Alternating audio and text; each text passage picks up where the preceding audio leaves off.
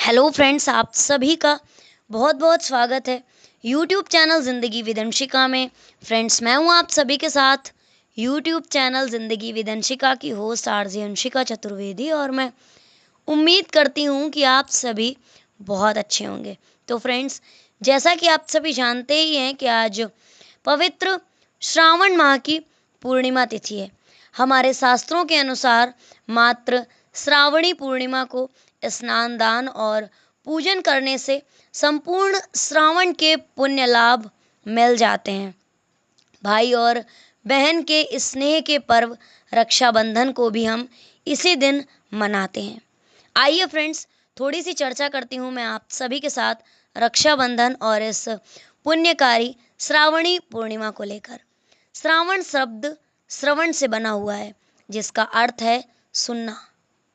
उपनिषदों का कथन है कि आत्मबोध के लिए सबसे पहले यानी कि सर्वप्रथम वेद आदि वाक्यों का श्रवण करना चाहिए, वेद आदि वाक्यों को सुनना चाहिए। जैसे कि याज्ञवल्क्य ऋषि ने अपनी पत्नी मैत्रेयी से कहा था, आत्मा व अरे श्रोत्व्या। विभीषण जी से प्रथम बार मिलने पर भगवान राम ने विभीषण जी से पूछा, कैसे आना हुआ? तब विभीषण जी ने जवाब दिया था, श्रवण सुजस सुनि आयहूँ, आपका यश सुनकर मैं आया हूँ।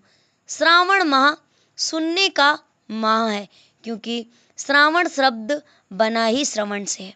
श्रावण मास में अनेक प्रकार के व्रत, पर्व, त्योहार और अनेक तरह के महोत्सव संपन्न होते हैं। चूँकि श्रावण मास भगवान शिव को विशेष प्रिय है, इसलिए उनकी प्रसन्नता के लिए रुद्राभिषेक भी किए जाते हैं, और इस महीने में रुद्राभिषेक का विचार भी बहुत उत्तम माना जाता है। इस माह में शिव भक्त भगवान शिव की प्रसन्नता के लिए सोमवार, प्रदोष, त्रयोदशी, मंगला गौरी आदि व्रत करते हैं।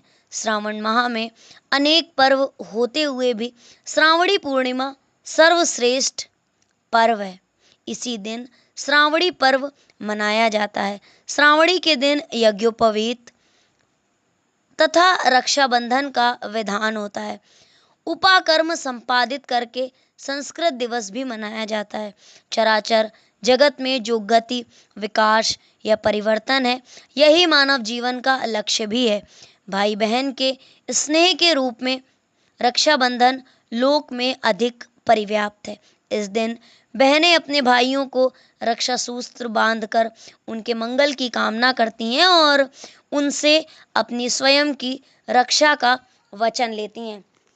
फ्रेंड्स, ये थी छोटी सी चर्चा श्रावणी पूर्णिमा पर। तो आइए अब मैं बात करती हूँ आप सभी के साथ रक्षाबंधन के पावन पर्व की।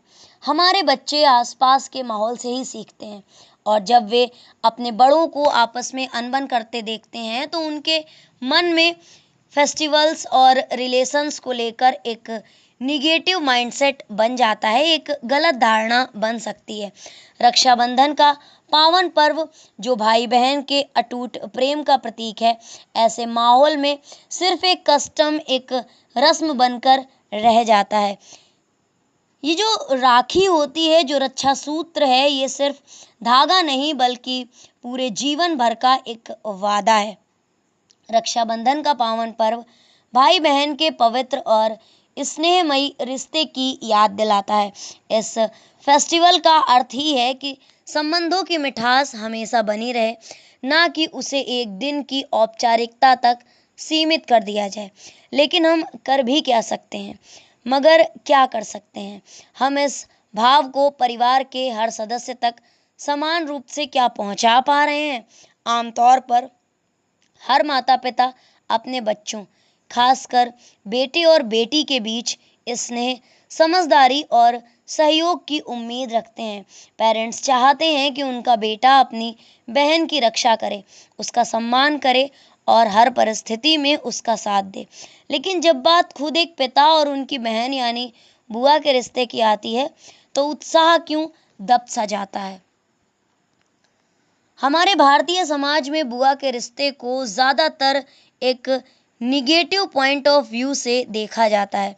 फिल्मों और टीवी सीरियल्स में बुआ को ज़्यादातर जीलियसी, झगड़ा करने वाली, स्वार्थी, इन सभी कैरेक्टर्स में दिखाया जाता है।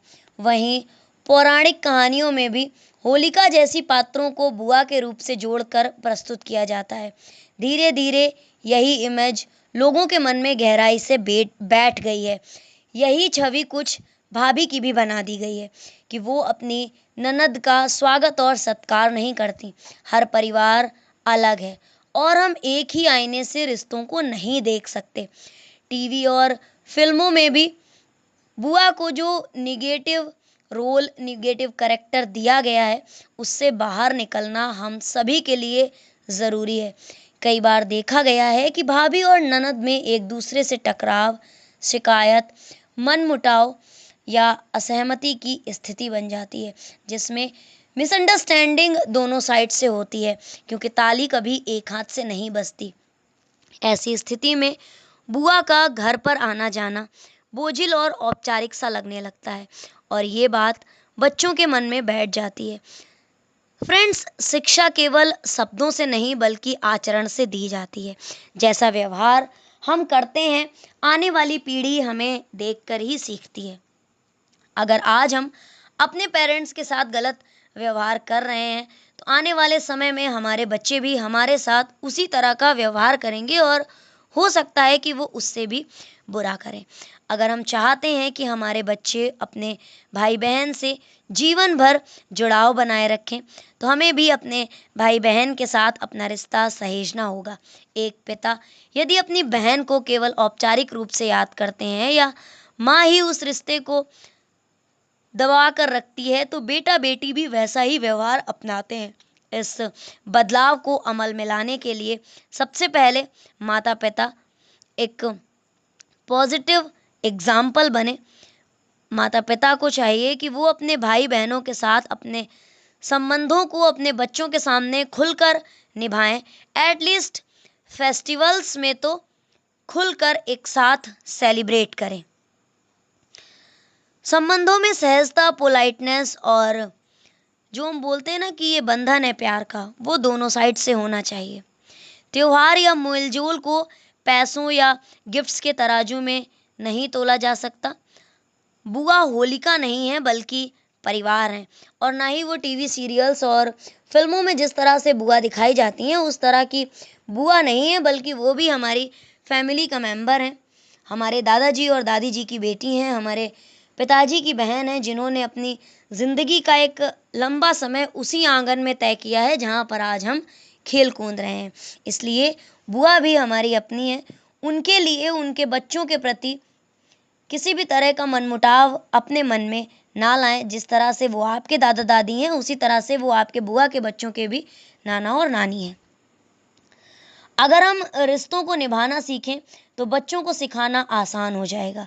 माता पिता को इससे पहले अपने व्यवहार में इन पॉजिटिव चीज़ों को उतारना होगा, तभी अगली पीढ़ी सीखेगी कि सच्चा रक्षा बंधन किस तरह से मनाया जाता है और हम इसको हर दिन मना सकते हैं, केवल राखी के धागे से नहीं बल्कि अपनत्व के बंधन से। और इसकी खुशबू बनाए रखने के लिए उपयुक्त अवसरों को जन्म देना होगा। वैसे अब सब कुछ समय के साथ साथ बदल रहा है, परिवर्तन ही प्रकृति का नियम है। नई पीढ़ी की बहनें और बुआएं भावनात्मक रूप से जुड़ी हुई हैं अपने भाई भतीजे भतीजियों के जीवन में, काफ़ी एक्टिव रोल वो निभाती हैं। बुआ अब बच्चों के साथ उनके प्रोजेक्ट्स पर डिस्कशन करती हैं, उनको कहानियाँ सुनाती हैं और अपनी सहभागिता दर्ज कराती हैं। अपनी भाभीयों के साथ भी वो खुले दिल से संबंध बनाने और निभाने में कहीं पीछे नहीं है, बल्कि एक दूसरे का साथ बन रही हैं और साथ ही रील मीम्स साझा करने वाली भी बन रही हैं। यानी कि भाभीयों को मायके में भी एक सहेली मिल रही है और ननदों को भी अपने घर में एक हम उम्र गाइड करने वाली दोस्त मिल रही है, जो कि कभी उन्हें गलत रास्ते पर जाने नहीं देगी, हमेशा एक पॉजिटिव रास्ते पर ही रखेगी। बुआ बच्चों के जीवन में दूसरा मातृत्व ला सकती हैं। उनका अनुभव, स्नेह और मार्गदर्शन बच्चों के लिए अनमोल होता है। जब बच्चों के सामने सभी पारिवारिक रिश्ते सम्मान से निभाए जाते हैं तो वो भी भावनात्मक रूप से संतुलित होते हैं। बच्चों को ये समझना जरूरी है कि हर रिश्ता बराबर का है, चाहे वो मामा का हो, मौसी का हो, बुआ का हो या चाचा का हो, या फिर चाची का और मामी का, दादा दादी का हो या फिर नाना नानी का। बच्चों को बुआ और मामी और उनके बच्चों के साथ अपने एक्सपीरियंस को साझा करना चाहिए कि किस तरह से वो छुट्टियां बिताते हैं, वो अपने प्रोजेक्ट्स किस तरह से करते हैं। बच्चों को भी मौका दें कि वो भी अपनी बुआ के बच्चों और अपने मामा और मौसी के बच्चों के साथ घुल मिल सकें और उनसे अपना एक अलग ही बॉन्ड क्रिएट कर सकें। ये अनुभव बच्चों के मन में रिश्तों के प्रति सकारात्मकता भरते हैं, एक नई पॉजिटिविटी लाते हैं, एक नए तरह का इंथुजियाज्म लाते हैं। आप सभी को रक्षाबंधन के पावन पर्व की, भाई बहन के पावन स्नेह के पर्व की, और ये सिर्फ धागा नहीं है बल्कि जीवन भर निभाने का वादा है। इस पावन पर्व की और श्रावणी पूर्णिमा की ढेर सारी शुभकामनाएं। Thank you so much. Thanks for watching and thanks for supporting. Bye bye and take care.